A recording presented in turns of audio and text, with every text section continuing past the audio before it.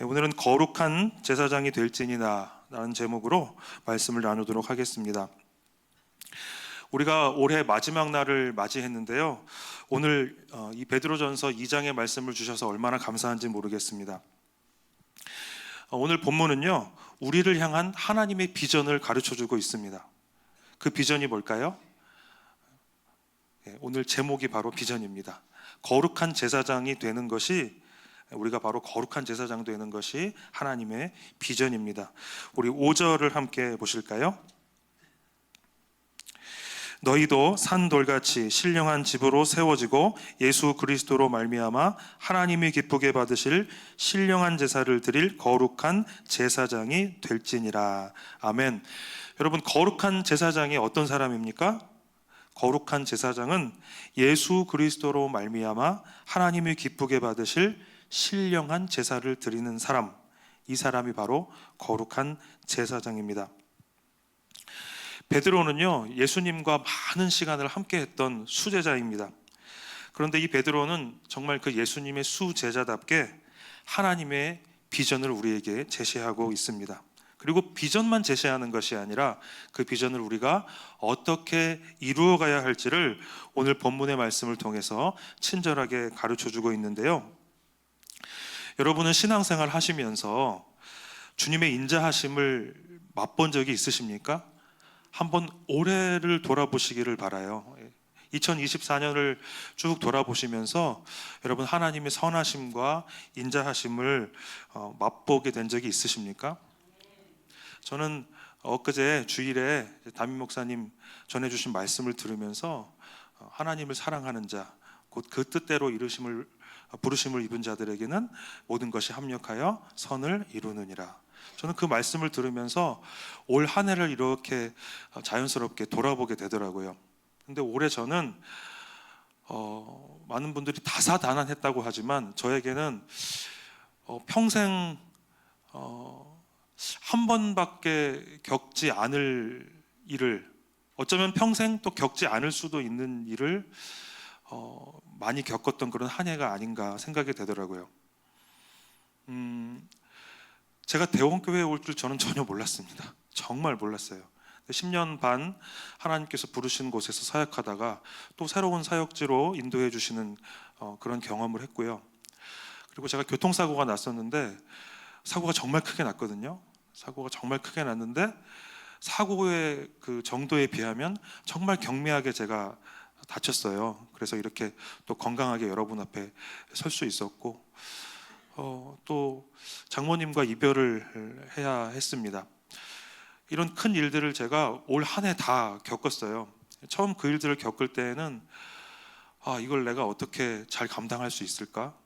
막 두려운 마음도 들었습니다. 장모님 투병하실 때 아내가 굉장히 힘들어하는 모습을 보면서 아내가 이 일을 잘 견뎌낼 수 있을까? 그리고 저는 또 아내를 잘 지탱해 줄 수 있을까? 이런 걱정들도 있었거든요. 그리고 사고가 났을 때는 제가 정면에서 차가 저에게로 돌진해 오는 걸 봤기 때문에 지금도 그 장면이 생생하게 남아 있어요. 그래서 지금도 괜히 차가 이렇게 옆으로 지나가면 막 무섭고 그런 마음이 아직도 들거든요. 그런데 이렇게 돌아보니까 결론적으로는요, 하나님께서 너무너무 선하게 인도해 주셨더라고요. 그래서 우리 하나님은 참 선하시고 인자한 분이시구나 하는 것을 저는 깊이 깨닫게 되었습니다. 성경에 보시면요, 여러분 다윗 잘 아시죠? 이 다윗이 하나님의 선하심과 인자하심을 얼마나 깊이 맛보았는지, 또 생생하게 맛보았는지 다윗은 시편 34편 8절에서 너희는 여호와의 선하심을 맛보아 알지어다. 그에게 피하는 자는 복이 있도다 라고 고백했고요. 그리고 시편 63편에서는 주의 인자하심이 생명보다 나음으로 내 입술이 주님을 찬양할 것이라고 고백하였습니다. 신앙생활에 있어서 체험이 중요하다라고 하는 것을 여러분 아마 많이 들어보셨을 것입니다. 정말 그렇습니다. 하나님은 보이시지는 않지만 우리는 분명 하나님을 체험합니다. 그렇죠, 여러분? 여러분, 하나님을 우리가 이렇게 육신을 보듯이 보신 적 있으십니까? 그런데 하나님은 우리 육의 눈으로는 볼 수가 없어요. 그러나 그렇다고 해서 우리가 하나님을 체험할 수가 없습니까? 아닙니다. 여러분, 여기 계신 여러분들은 하나님을 다 체험하셨기 때문에 여기 이렇게 나와서 기도에 열심을 내고 계신 줄로 믿습니다. 그런데 하나님을 체험하게 되면요, 유익이 있어요. 어떤 유익이 있느냐? 하나님을 알게 된다는 거예요.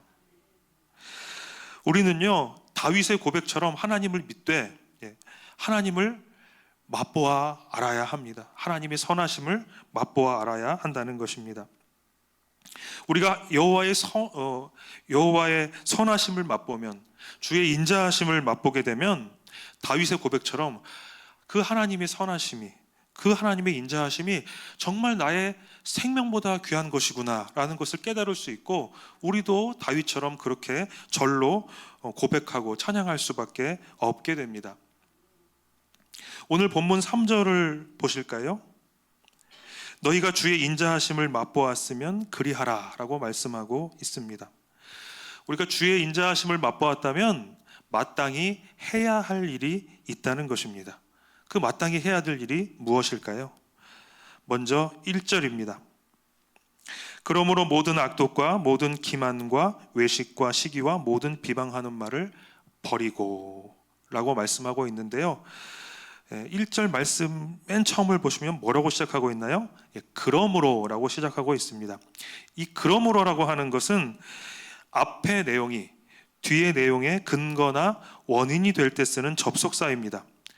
그래서 우리는 이 본문의 앞에 나오는 내용이 무슨 내용인지를 알아야 되는데요, 아마 어제 말씀을 잘 들으셨기 때문에 다 알고 계실 것입니다.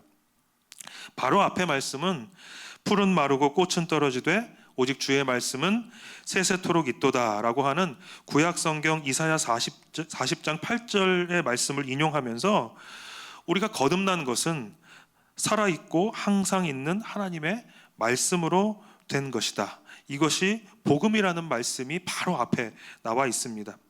그러므로 복음을 듣고 주의 인자하심을 맛보고, 그리고 또 맛보았다는 것은 제가 좀 전에 말씀드렸지만 체험했다는 것이죠. 체험이 있는 신앙, 하나님을 체험한 사람, 거듭난 사람이라면 모든 악독과 기만과 외식과 시기와 모든 비방하는 말을 버려야 한다고 말씀하고 있는 것입니다. 그래서 우리가 주님의 인자하심을 맛보았다면 가장 먼저 해야 할 일은 버려야 된다는 것입니다. 여러분, 이 말씀이 올해 마지막 날 이렇게 새벽 예배를 드리는 우리에게 얼마나 귀한 말씀인지 모르겠어요. 여러분, 우리가 지금 버려야 됩니다. 오늘 버려야 됩니다. 우리가 복음을 듣기 전에는요, 주님의 인자하심을 맛보기 전에는요, 죄가 죄인 줄도 모르고 살아왔습니다. 그렇기 때문에 여러분, 대개 쓰레기를 수집하고 모아놓고 사시는 분 안 계시죠? 쓰레기가 모이면 어떻게 하십니까? 다 아유, 이렇게 쓰레기가 또 가득 찼네 하고 다 버리실 거예요. 그런데 오늘 우리가 이런 것들을 버리지 못한다면 우리는 이 쓰레기들을 안고 또 새해를 맞이하게 되는 것입니다. 우리가 예수님을 알기 전에, 이 복음을 듣기 전에는 우리가 마치 쓰레기를 모으는 사람 같았다는 거예요. 쓰레기 같은 악독과 기만과 외식과 시기와 비방하는 말이 죄인 줄도 모르고 쓰레기인 줄도 모르고 간직하고 있었는데, 내가 복음을 듣고 진리가 무엇인 줄을 알게 되니까 이것들이 다 쓰레기구나. 이 진리의 말씀인 하나님 말씀에 비추어 보니까 이 쓰레기와 같은 죄악임을 깨닫게 되었다는 거예요. 그런 우리가 해야 할 일이 무엇이겠습니까? 부지런히 버리는 거예요. 올해 우리가 마지막 새벽 예배를 드리고 있는데 우리는 거룩한 제사장으로 부름을 받았습니다. 이 새벽에 주시는 말씀을 통해서 우리가 무엇을 버려야 할지를 생각해 보시고, 버려야 할 것들이 내 안에 있다면 아까워하지 마시고 과감히 버리고 새해를 맞이하시는 여러분들이 되시기를 바랍니다. 자, 이제 우리가 버렸다면 우리의 심령이 깨끗해졌을 거예요. 그 다음에 우리가 해야 할 일은 사모하는 것입니다. 2절을 보실까요? 갓난 아기들 같이 순전하고 신령한 젖을 사모하라. 아멘. 갓난 아기들 같이 순전하고 신령한 젖을 사모하라고 말씀하고 있는데요. 이 말씀은 살아있고 항상 있는 하나님의 말씀을 사모하라는 것입니다. 갓난 아기가 배가 고프면 울면서 엄마 젖을 찾습니다. 이와 마찬가지로 복음을 듣고 이제 거듭난 성도인 우리는 영적으로 다시 태어난 것이기 때문에 이제 예전에 세상 것을 먹었다면, 죄악된 것을 먹었다면 이제는 신령한 젖과 같은 말씀을 먹어야 험난한 이 땅에서 우리가 구원에 이르도록 건강하게 영적으로 자라날 수가 있다는 것입니다. 하나님의 말씀을 듣고 배우고 묵상하고 순종할 때 거듭나기 전에 나를 사로잡고 있었던 죄악된 가치관이 성경적인 가치관으로 바뀌게 되는 것입니다. 믿지 않는 사람들은 믿는 사람들을 보면서 혀를 끌끌 찹니다. 아니 도대체 무슨 재미로 살아? 주말에 놀러 가지도 못하고 교회 가서 아니 뭔 재미로 살아? 술도 안 하고 담배도 안 하고 뭔 재미로 사냐고 그렇게 혀를 끌끌 차면서 한심해합니다. 그런데 여러분, 주님의 인자하심을 맛본 사람은요, 송이꿀보다 단 하나님의 말씀의 맛을 알기 때문에 그 말씀을 사모하며 또 자기가 은혜 받은 말씀을 이렇게 나누면서 살아가게 되는 것입니다.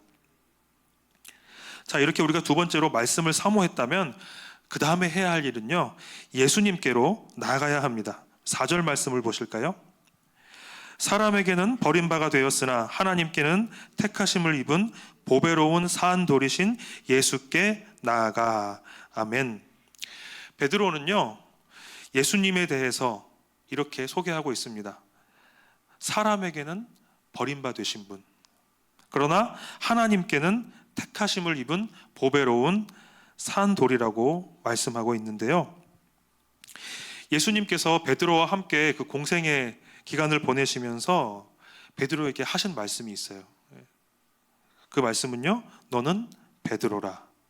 내가 이 반석 위에 내 교회를 세우리니 음부의 권세가 이기지 못하리라. 아마 베드로는요, 예수님의 이 말씀을 마음에 잘 간직하고 있었을 것입니다. 세상에는 많은 돌들이 있어요. 그렇죠? 그런데 여러분, 우리 대원교회의 건물을 짓기 위해 사용된 돌은요, 세상에 널려있는 돌로 지은 것이 아니에요. 구별되어, 건축자재로 구별되어서 사용된 돌들입니다. 근데 여러분, 교회가 무엇입니까? 교회는요, 예수 그리스도를 구주로 고백하는 사람들의 모임입니다. 따라서 우리 성도 한 사람 한 사람은요, 바로 교회예요. 바로 우리가 교회입니다. 세상에 많은 사람들이 있어요. 세상에 많은 돌들이 있는 것처럼 세상에 많은 사람들이 있습니다. 그런데 세상에는 많은 사람들이 있지만 성도는요, 성도 한 사람 한 사람은요, 하나님께 택하심을 받은 예수 그리스도, 보배로운 산 돌과 같이 신령한 집으로 세워지게 되는 것입니다. 이렇게 성도들은 신령한 집으로 세워질 뿐만 아니라 또한 신령한 제사를 드릴 거룩한 제사장 직분을 감당해야 하는 것입니다. 아까 우리가 살펴봤지요. 5절 말씀에서 너희도 산돌같이 신령한 집으로 세워지고 예수 그리스도로 말미암아 하나님이 기쁘게 받으실 신령한 제사를 드릴 거룩한 제사장이 될지니라. 6절과 8절에서 베드로는요, 이사야 28장 16절과 또 이사야 8장 14절의 말씀을 인용하면서 예수님을 믿는 성도들에게는, 그러니까 예수님은 우리가 이렇게 믿는 성도들, 하나님의 택하심을 받아 믿는 성도들에게는 예수님이 보배이지만 그 예수님이 믿지 않는 자들에게는 부딪히는 돌과 걸려 넘어지게 하는 바위가 되었다고 말씀하고 있습니다. 또 7절에서도 또 말씀을 인용하고 있는데요, 건축자들이 버린 그 돌이 모퉁이의 머릿돌이라고 말씀하고 있습니다.